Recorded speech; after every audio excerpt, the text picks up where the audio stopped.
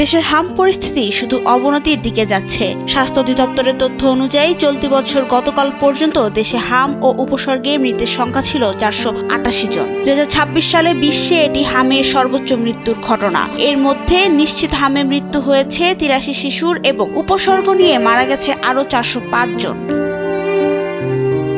আক্রান্তের তুলনায় বাংলাদেশের মৃত্যু হার বেশি হওয়ার পেছনে একাধিক কারণ কাজ করছে বলে মনে করছেন জনস্বাস্থ্য বিশেষজ্ঞরা। দেশে হামে মৃত্যু হার 0.98%। মৃত্যু হার বেশি হওয়ার কারণের মধ্যে রয়েছে নিয়মিত টিকাদানে ঘাটতি, দীর্ঘদিন এমআর ক্যাম্পেইন বন্ধ থাকা, শিশুদের অপুষ্টি, দেরিতে হাসপাতালে আসা এবং দরিদ্র জনগোষ্ঠীর মধ্যে স্বাস্থ্যসেবার সীমিত সুযোগ।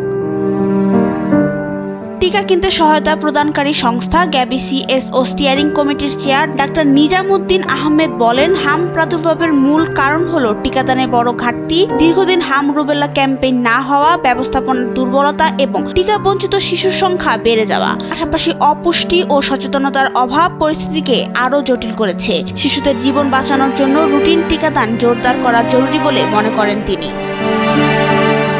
দেশে হামের সংকটে অনেকগুলো বিষয় সমন্বিতভাবে প্রভাব ফেলছে বলে জানিয়েছেন প্রধানমন্ত্রী স্বাস্থ্য বিষয়ক বিশেষ সহকারী ডক্টর জিয়াউদ্দিন হায়দার। তিনি জানিয়েছেন, টিকাদান কর্মসূচির যে চিত্র সংবাদ মাধ্যম কিংবা নথিতে মেলে মাঠ পর্যায়ে তার চেয়ে অনেক কম ছিল। 2024-25 অর্থ বছরে টিকাদান কর্মসূচি করা যায়নি। অন্তর্বর্তী সরকার দূরদর্শীভাবে বিষয়টি সামাল দিতে পারেনি বলে দাবি তার। ওই সময় টিকা দেওয়া হলে আজ এমন সংকটের মুখে পড়তে হতো না বলেও মনে করেন তিনি।